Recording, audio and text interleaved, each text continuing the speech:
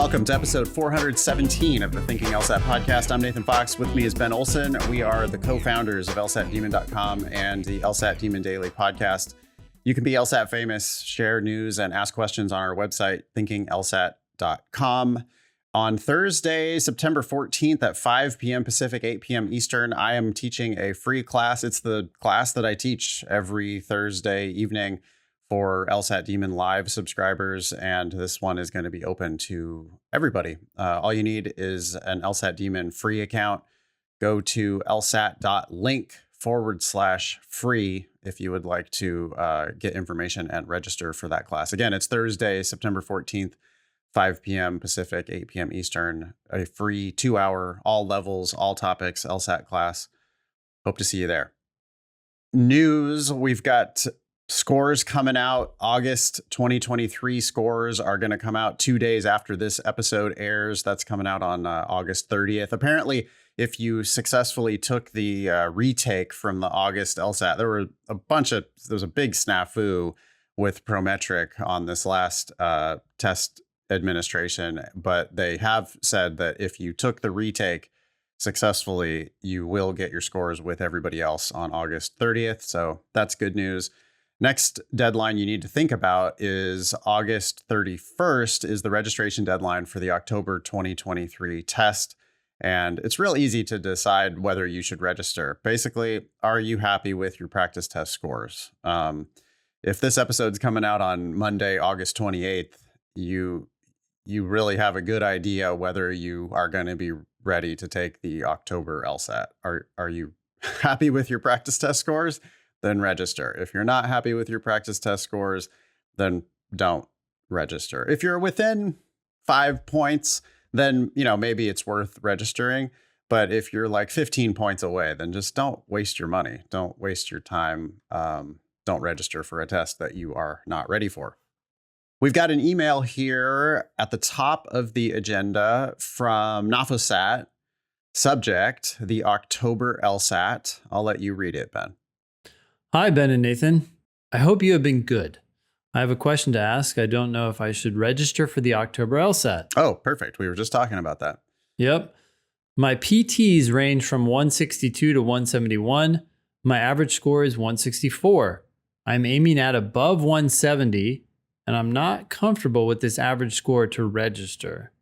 I want to use all my 5 attempts if I needed. I can take the test only in October, January, April, June, since I'm outside of the US.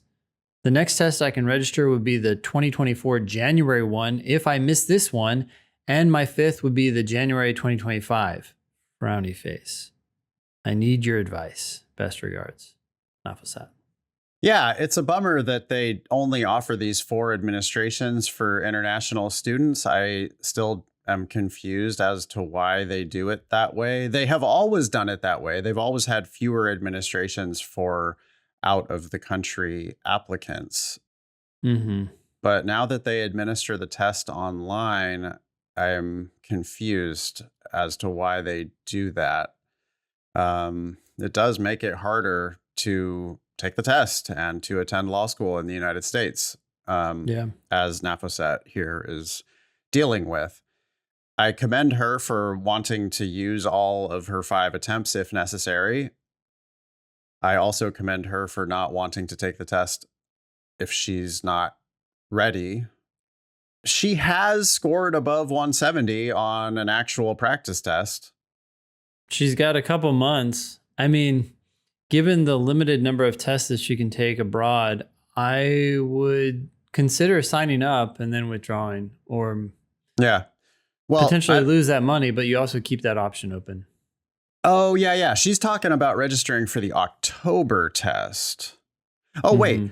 Right. Okay. And that is what we're talking about, is the October registration deadline. That's the other thing I don't understand, is why the registration deadline has to be so damn far in advance of the actual test. Yeah. But whatever. I don't make the rules. We're just trying to play the game that there is to be played. Yeah, I think I probably would register if I were her.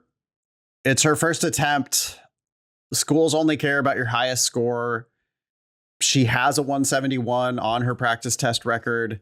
You don't have to be happy with the average of your practice test scores. You have to be happy with the range of your practice test scores. And the only thing that really matters is the upside of the range, right?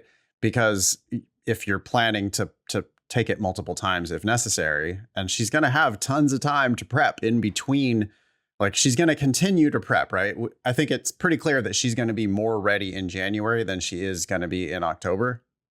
That said, it seems like she's pretty close to being ready to take it now. I mean, there is some chance that she's going to score in the 170s. And even if that's only a 20% chance, let's say, I mean, would you give her a 20% chance of scoring in the 170s? I think I probably would by the time the October test rolls around. Yeah, her average is 164. So she is scoring more of those, right? Tests have been on the lower end of that range. So her chances are maybe, 15%. I don't know. Yeah, 10%, 20%, something like that. But that might be worth it for a first attempt. You know, it's not like she's never scored in the 170s. She has scored in the 170s. Like she has scored a number that she's aiming for. Sure. And so, yeah, most of the time she doesn't, but some of the time she does. And especially because she only has 4 cracks at it in the whole year of 2024. Yeah, I think probably go ahead and register. Yeah. You know, this would be a totally different story if this weren't your first attempt, right? If it were your third attempt or something like that, you got to preserve those remaining attempts much more cautiously. Right. Yeah. But because it's your first attempt and because it's not like totally fantasy land, right? If she was averaging 154 and the highest she had ever scored was 161 and she was like, well, I'm really shooting for 170, then I would say absolutely do not register. Yeah. You're not but there here, yet. Yeah. She's in that gray area. And given the fact that she's international and has fewer attempts at the test, I think the answer is, yeah, go for it. Nafasat. Yeah. Cool. Thanks for writing in. I'm not sure how much we have to say about this next one. We have an article here from Reuters about the University of Chicago paying a $13.5 million settlement to resolve claims that it conspired with other elite schools to restrict financial aid. Plaintiffs sued 17 elite U.S. colleges in 2022 in Chicago federal court, alleging that hundreds of thousands of students paid artificially inflated tuition because the schools unlawfully colluded to restrict financial aid offers. The plaintiffs have claimed billions of dollars in damages. University of Chicago paid out a settlement. I don't think this applies to law school specifically. It applies to undergrad. True. I thought it was interesting to me that Chicago's defense was, hey, we left this cartel. They literally said the word cartel way back in 2004 or 2014 or something like that. So these claims are baseless. It's just funny to me that they admitted in some ways that they were in some sort of cartel with these other schools. But then they said, we look forward, and this, I'm quoting them right now, we look forward to putting this matter behind us and continuing to focus our efforts on expanding access to a transformative undergraduate education. I just thought, hey, man, that's their word, right? It's like they all go to school and they learn, okay, this is how you sell education. You call it transformative. That's the magic word. Yeah. It worked on me back at UC Hastings back in the day. Other schools accused in the scheme included Brown University, Yale University, Cornell, Johns Hopkins. Yeah, I mean, it's like the most prestigious schools in the United States. And apparently they were in some kind of a cartel to try to charge people more, essentially. It's they're being sued for antitrust and price fixing. Yeah. I guess just, for our listeners, the warning is, these schools are they're gonna act like they're your best friend. They're gonna talk like they're just, oh, we're all about you. Yeah, we're here to educate you. We want, we're gonna offer you access to transformative education. Blah blah blah. Okay, but you're a business. Whether you're a nonprofit or a for-profit doesn't really matter. You're a business. You generate billions of dollars in revenue as a group. and millions or tens or hundreds of millions of dollars as an individual university. And it's all about money. I mean, they're trying to sell you a wildly expensive product, and you need to realize that they're in it for themselves. They're just not in it for you. Yep.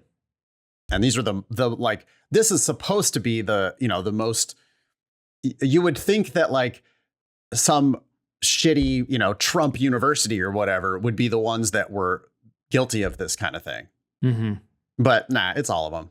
They're they're all part of this giant money grab. And the solution is just don't pay for law school. Well, even more so at the elite level, right? Because the mission, well, I don't know if mission is the right word, but one of the key objectives of the school is to be competitive. And so to be competitive, they need to get the best applicants, but they also need to get money to continue to attract the best applicants. So there's these institutional pressures, right? To maybe, this is just an allegation, but maybe to engage in sort of these behaviors. But when I was looking at universities with my oldest son, we talked to a variety of them. And one of the universities that we talked to, their mission was entirely different. They were just a state-run school.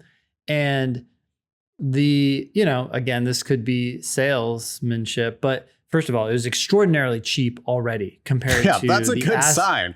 Yeah. If it's cheap, okay, then yeah, we can already tell that you maybe have different priorities. Go ahead. Yes. I mean, $3,000 a semester for tuition is just so astronomically different in terms of compared to other undergrad pricing, right? That you're like, okay, you're already playing a different game.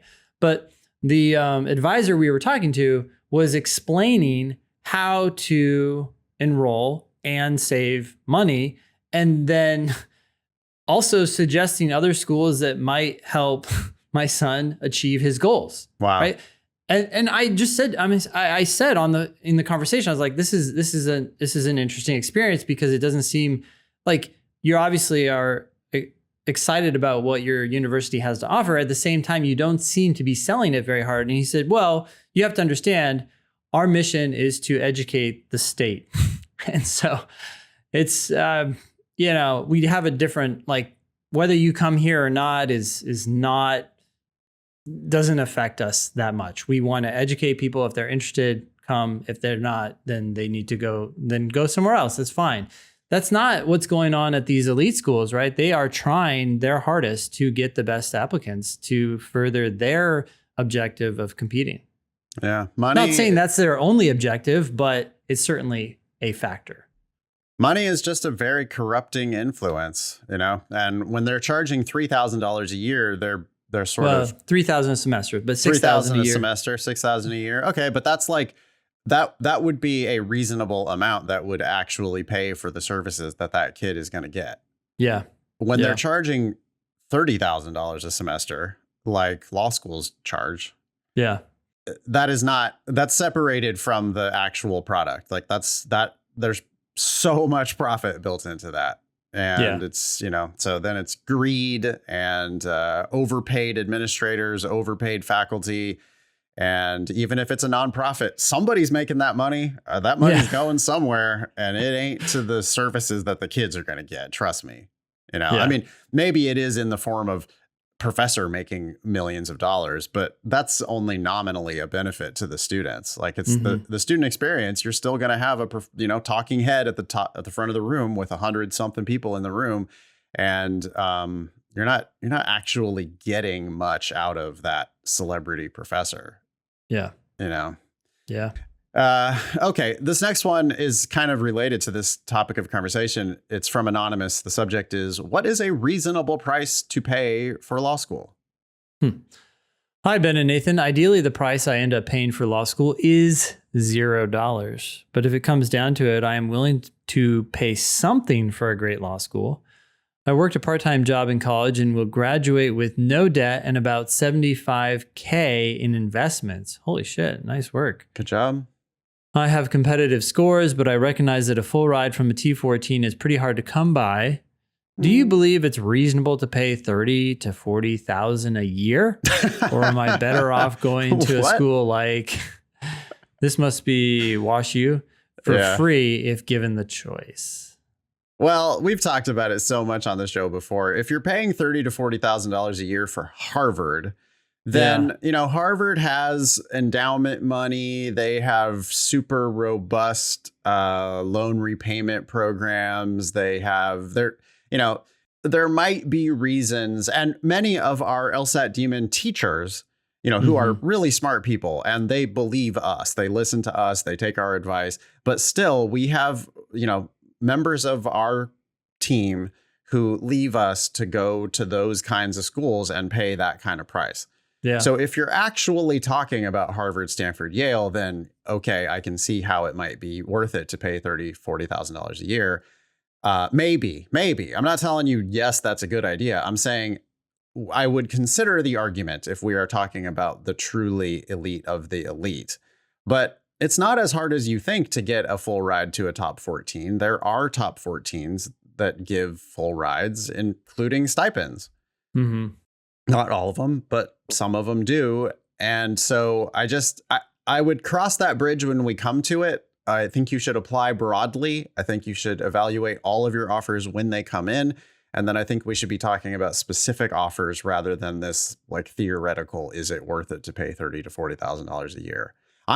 We do say don't pay for law school at the end of every show, but I don't want people to take that so absolutely that they're not willing to pay anything at all. I thought Anonymous was going to say, is it reasonable to pay $5,000 to $10,000 a year? Yeah. But $30,000 to $40,000 a year it's clearly separated from the product that you're getting. Like you're just paying for prestige at that point. You're not going to get any better education. You're paying for prestige. You're paying for a name. You're paying for ego inflation. And just default presumption is no, it's not fucking worth $30,000 a year. How could it possibly be? It's just not. I don't know. And the way you put yourself in the position to decide that it's not worth it is you go ahead and apply broadly, so that you actually have that WashU full ride, and you actually have that, UCLA generous offer, and you actually have that Michigan generous offer and other schools in the top 14. And then you see what the whole, portfolio of offers looks like. And then you take the one that's the best value for you. Yeah. I mean, this illustrates the power of anchoring, right? Schools have done an excellent job of anchoring people at a very high price so that 30 to 40 sounds reasonable, but it's not. Yeah, well, it's like what Princeton Review does with their LSAT class, right? It's like, well, our class costs $2,200, but we'll give your pre-law society an $800 discount. Yeah. And then, then the price comes out to be $1,400. And you now think it's reasonable because you got anchored on that $2,200 and now $1,400 looks like a deal. But it's just not a deal. And $30,000, $40,000 a year is not a deal. That is wildly overinflated, maybe not by a full order of magnitude, but pretty damn close. When you see what you're actually getting, it's like you don't get rent, you don't get food, you don't get a car. Yeah. What do you get? You get the privilege to sit in a lecture hall. You get the privilege to go to the bookstore and buy $2,000 worth of books per semester. What is that $30,000 to $40,000? It's the name on a transcript. It's the name on the resume. Well, this is another thing that what law schools have done successfully. Maybe all grad schools have done this as well. But in undergrad, you constantly talk about the cost of education. So you talk about tuition plus everything else, room and board, food, all that shit, right? Yeah. But when we talk about law school, all we ever talk about is tuition. We do it too. You don't talk about, okay, well, you're also going to have to live. You're going to have to pay for food. So the cost isn't 30 to 40 a year. There's another 20 on top of that, right? Oh, yeah. We're not even talking about fees either, right? Because there's some schools that are like, oh, no, that's what? that $875 per semester fee. Yeah, that's for the student rec center. Yeah. Or student success fee. That's one student success fee. that I just saw on our tuition bill. The extra profit for us fee. Jesus. All right. Next email is from Perrin. Subject is scholarship bargaining. Hi, Ben and Nathan. I have a couple broad questions regarding a phrase I've heard on this podcast before, and that is scholarship bargaining. What does this look like? How do you initiate that process? Can you use higher LSAT scores you got after submitting your application to bargain? I think the word we always use is negotiate. Yeah. Thanks for your advice, Perrin. We have a link here and we'll mention it out loud too. On LSAT Demon Daily, episode 163, it was called How to Negotiate Law School Scholarships. And it had Matt and Becca, who both ended up on very generous scholarships from University of Maryland Law. So you can hear a whole episode about how to negotiate your scholarships. I think, if we can just take 30 seconds to give the bullet points. Apply broadly. If you apply everywhere, you're already putting yourself in a good negotiating position because you have alternatives. If you only apply to one school, then you kind of have to take what they're going to give you. If you apply broadly, then you're like, well, wait a second. Why would I take your shitty offer when I have this great offer over here? 2, ask for more money. Sorry. Before we go, I just want to analogize here. This is maybe, imagine you're dating someone, right? And you have like 10 other people who really want to start a relationship with you, right? Yeah. If things aren't going well, then you're just like, okay, see you later. I'll talk to somebody else. But if you don't feel like there's anyone out there, then you're going to feel constrained or whatever, right? I mean, I'm not suggesting anyone does this, but I want people to like feel what it's like to free yourself up by having options. Yeah. Taking the first offer is like, marrying your junior high sweetheart. That's just probably not going to work out. You probably need to, see what's out there first and then make a decision about what's the best fit for you. If you apply to just one school or if you apply to just a couple schools, you're just limiting your options for, it's the negotiation isn't always just talking to the school and asking them for more money. Yeah. It's putting yourself in the position so that you know your worth in the marketplace. And if you don't apply, that's why we always say apply early, apply broadly, apply with the best LSAT you can get. Because if you don't do that, then you're just putting yourself in this position where you don't know what you're actually worth. And that's going to be bad times. Once you do have a school that you think that you like, you should ask them for a better offer. Ask them for more money. And I don't care how you do it. You can do it on the phone. You can do it on an email. You can do it in person. But however you've been communicating with these schools, you just say, hey, and maybe you mention another competitive offer that you have. Yeah. Or maybe you just say something like, I am very concerned about this cost. My parents aren't paying for this. You could say, I have a child. You could say, I have to leave this very lucrative career. There's 1,000 things you could say. You could say, I'm a teacher. You could say, I've been working in nonprofit. I don't know. There's so many things you could say to just give reasons for why you're asking. But then essentially what you do is you just say, is there anything you can do to reevaluate my scholarship offer? Yeah. And you ask. And if they say, we don't renegotiate scholarship offers, you say, okay, yeah, but can I come talk to you and share my concerns with you? Yeah. You got to be like a lawyer. Lawyers are pesky, right? Lawyers are going to keep asking for what they want. And the people who ask get more money to the tune of tens of thousands of dollars more money. Yep. And, their first no might actually be real. They might end up saying no and no and no, and you might give up. Yep. But if you don't ask, then you're just taking a no. Your self-imposed no. Mm-hmm. And they're not going to give you more money than they think they have to give you in order to attract you to their school. So just ask. Yeah. Okay. Next one came in via LSAT Demon support. Okay. I've heard from a few other Demon subscribers that the general idea is to, quote, save the newer, most recent PTs for closer to when you're going to take your test. However, I've had yet to hear a single LSAT Demon teacher mention this thought process. To confirm, is there any merit to this thought process? No, we don't fetishize the most recent PTs. We don't save them. They're nothing different. They're nothing special. You do not need to be saving practice tests.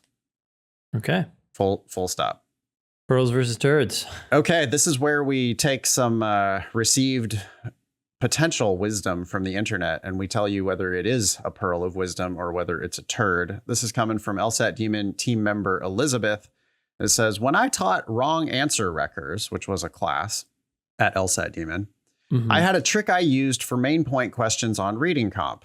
You know, when you're at a bar and your friend is telling you a crazy story and then you hear the actual story from another friend and it's nothing like your friend described? That's 4 out of 5 answers on a reading comp main point question. Reverse engineer an answer choice by picturing what a passage that is based on that answer choice would look like. Then think about what the passage actually was about. It's a horrible match 4 out of 5 times. I kind of like this idea. What do you think?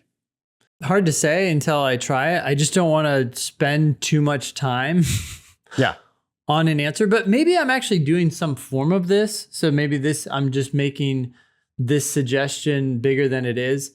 I do like to focus in on the verb of the sentence. So what is that sentence actually saying in that answer choice? And a lot of times when I do that, I'm like, no, that was not the thrust of the passage. So no, I think there's something here enough that I'm tentatively leaning toward Pearl. And I agree with you, Ben, that there is a hazard here for students to think that they have to like spend forever explaining why wrong answers are wrong. But I do frequently, and I do this on LR as well, on reasoning questions or on flaw questions, or even on must be true questions, I guess, now that I think about it. I frequently do a thing like, well, no, because in order for that to be correct, the passage would have to have said XYZ, you know, or wait, on a flaw question, for example, nah. In order for that to be the answer, they would have to have done this. And I know they didn't do that, so it's wrong. Yeah. So I like this tip. I can see how, I mean, I love the idea of when you're at a bar and your friend is telling you a crazy story and then you hear the actual story and there's just like no connection between the two. That is a nice way of thinking about the wrong answers on main point questions or just on all the answer choices. On reading comp generally, you know, must be true generally, which reading comp is just a whole bunch of must be true questions. And there are a lot of must be true and supported and, you know, must be true-ish questions on logical reasoning as well. Those wrong answers are like, wait a sec. Nah, that's not what happened. That ain't it. That's not what they did. So I think in that spirit, I'm willing to give this tip a pearl. Okay. If you got a pearl versus turd candidate, let us know at thinkinglsat.com or find us on social at thinkinglsat. If you reach out there, you'll get in contact with Ashley and then she'll connect with us. So next one is coming from anonymous. Subject is I'm boring. Hi, Ben and Nathan. First, I love the demon! Exclamation point. I cringe when I get a flashback of me trying to use prep books. Second, I'm boring. I'm at the point in my LSAT journey where I'm writing my personal statement. I have nothing to talk about. I know it's not advised to talk about what's on your resume or something that has happened in the past. Huh? Wait, what else are you going to talk about? That's what you're going to talk about. Your personal statement is where your resume comes to life. Your personal statement is absolutely supposed to be about something that happened in the past. Your personal statement should be, for me, the most compelling personal statements are ones where you tell me about something that you kicked ass at work. Like, don't rehash your whole resume. No, that's too broad. It's too high level. But tell me what that means. Tell me what that top item on your resume means. Yeah, I always think of it as taking one bullet point and either telling us a story about that bullet point, or even taking that bullet point and just telling us even a smaller portion of it. It's like you're zooming in on one part of your life. You're explaining it. You're giving me a vignette. Continue reading. I work full-time Monday through Friday in billing and do school online. Online schooling had made it possible for me to work and get my degree. I work and go to school. Boring. I'm 21 and think my work experience might want to be highlighted, but I'm not sure. Do you have any advice? Thanks. Yeah, you've got to tell me what billing means. I don't know what that means. I've never worked in billing. Yeah. But you know what? Billing is important for businesses. And I want to know what you do in billing. Explain to me what your job is. Explain to me what types of problems you solve. Explain to me how you are valuable to the company you work for. The fact that you work and go to school at the same time, that's not boring. You're a killer. You're a worker. Yeah. A lot of kids don't do that. They just go to school and then party.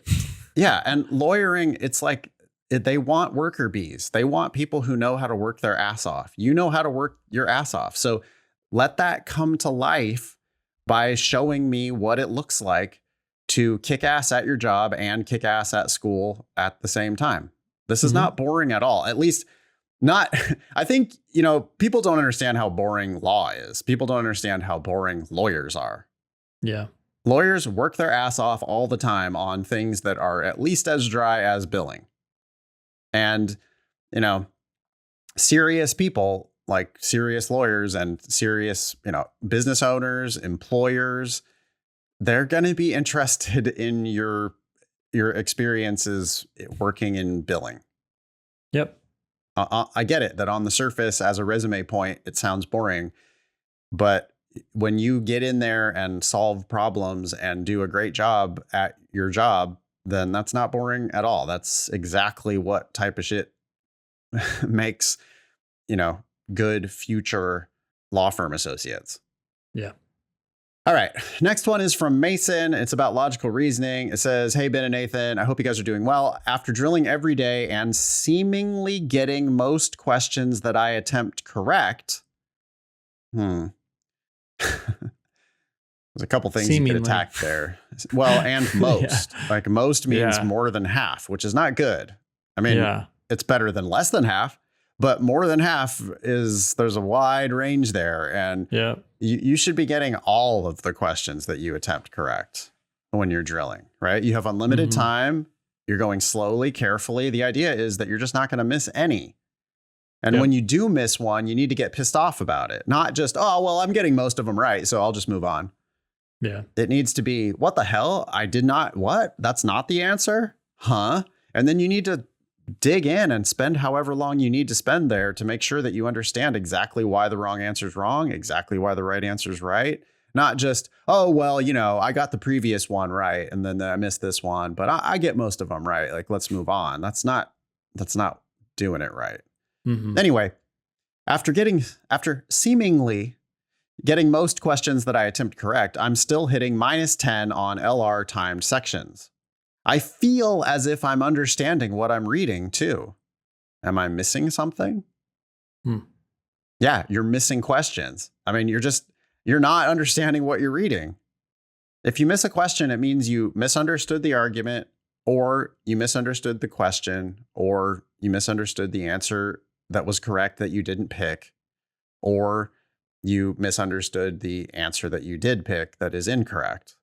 But that's like the only way you miss questions on the LSAT is you didn't understand what you read, because the questions make perfect sense on their face. That's how this test is designed. If you read it carefully, you can figure it out and you can get it right. And you're getting it wrong. So you need to read it more carefully. You need to slow down and you need to take your time with every question, and you need to get them right. Yeah. One thing that might help with that, Mason, is you're focusing on how many you're getting wrong in the time sections, -10.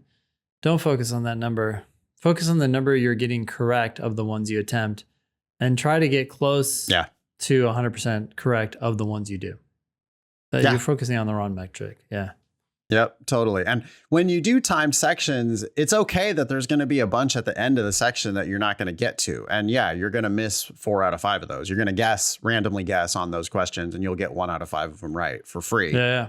But the 4 out of 5 that you miss, I don't really care about those ones. I care about the ones that you attempted in the timed section and still missed anyway. Those are the one. That's your problem. That's your real problem, because that's where it's a complete waste of time. The time you did spend on it was a complete waste because you didn't get it correct. So you didn't read it correctly. You just, I know you feel as if you're understanding it, but if you picked a wrong answer, then you did not understand it. Yep. Pretty simple. All right. Last one here is from R about extenuating circumstances. Hey, Demon Team. I requested an exemption from the test taking limit. Okay. I'm assuming that's the 5 test limit. They denied my request, citing that my situation did not meet the threshold for a significant and extenuating circumstance to warrant an exception. Does someone need to die or be in extreme harm as a result of my inability to retake the test in order for my request to be granted?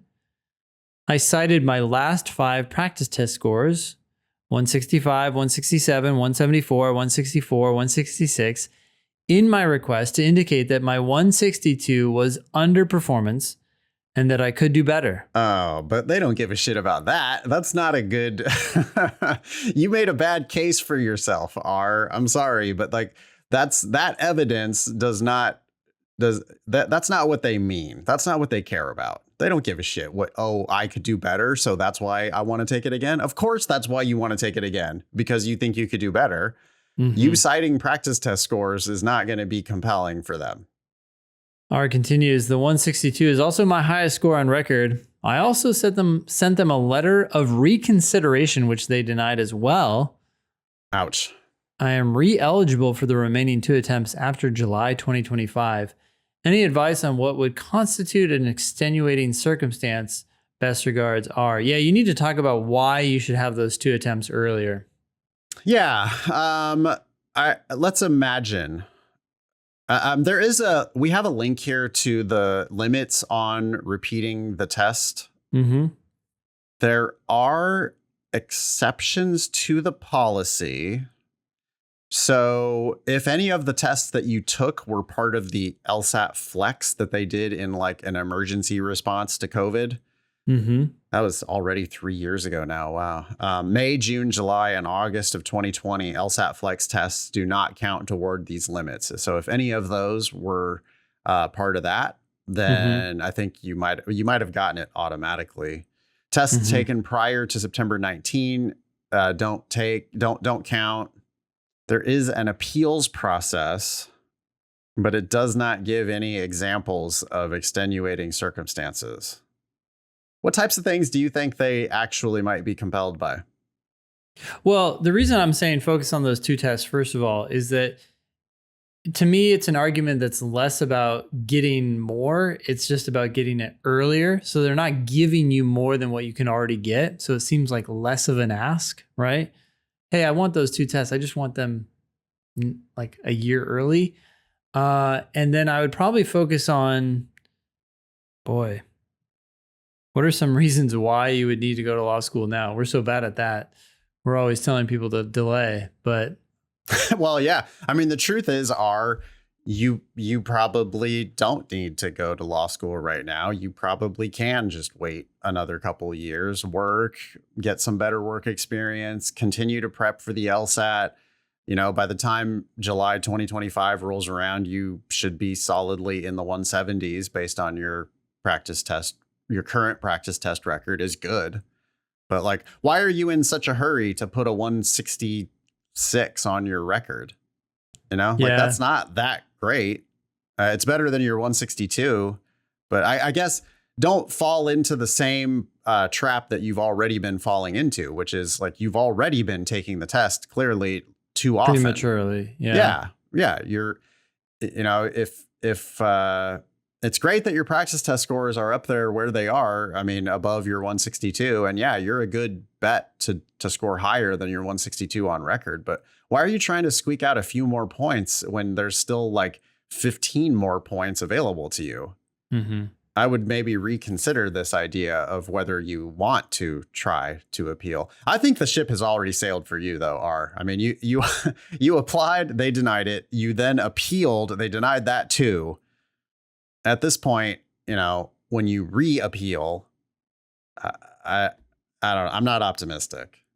I'm not optimistic either, but I do think if you shift you totally shift your messaging, you could recover. You could say, hey, look, I'm sorry. I don't even know how you say this, but you could try again. You can try again and focus on something different. But I think the real question is whether you want circumstances. Yeah. If like your job, right? You're like, hey, look, my job is set to end in 6 months. It's going to be very difficult for me to get another job that's equally as well paying for a limited time to then continue my law school education. They're going to be sympathetic to that kind of shit because they want people to go to law school. That doesn't mean they're going to be sympathetic to you in particular, but it's the kind of argument that people in that industry buy into. Extenuating is defined as serving to lessen the seriousness of an offense. Library staff will waive fines where there are genuine extenuating circumstances. But then, like, here's another example of its use. Hunger and poverty are not treated by the courts as extenuating circumstances. Ouch. Yeah. It's a relative term. It's, you know, it's going to be you have to like pull on the heartstrings of whoever is reading this appeal. Yep, exactly. That's where the job thing may help, or, you know, something like, hey, it's going to be tough for me. I would actually think about illness, poverty, hunger, job requirements, taking care of a ailing grandparent. You're going to get deported if you don't go to law school this cycle. You know, like, but it has to be something that seems to be out of your control. Yeah. And you made a real bad case for yourself on that first letter telling them your practice test record there. I think like you showed them your cards, you know, your cards are, I think I can do better. And that's exactly what they don't want to hear. I mean, you told them the exact wrong thing in your first attempt. Yeah. So I think you just might be fucked. But if I was going to write an appeal, it would be something like, it doesn't necessarily need to be somebody's going to die, but I think it needs to be like, hey, listen, there's really nothing I can do here. I have to do this early because of some reason. There has to be something out of your control. But again, why? Right? Get your score up. Get your score up to that 174. You have it on record in your practice tests. Get more of those. Yeah. I mean, you got a pretty wide range there on your practice test scores, which that's fairly normal that people have a, you know, potentially 10-point swing between their best and their worst in their last 5 practice tests. But your upside is there. Like you've got a lot of upside and you're not really showing it on all of your tests. So you know, it could be in your favor, actually, or if you just wait, keep prepping, and take those 2 more attempts when they let you take those 2 more attempts. Time flies, man. The older you get, the more you're going to realize that like 2 years will be here, nothing. And it's just really not that big of a deal. Yeah. All right. Sorry, we don't have better news for you, R. You can be LSAT famous. Please ask us questions or share news with us at thinkinglsat.com. If you have questions about LSAT Demon, you can email the world's best help team at help@lsatdemon.com. Check out our other podcast, LSAT Demon Daily. That was episode 417 of the Thinking LSAT podcast. Thanks all y'all for listening. Nice knowing you. Don't pay for law school.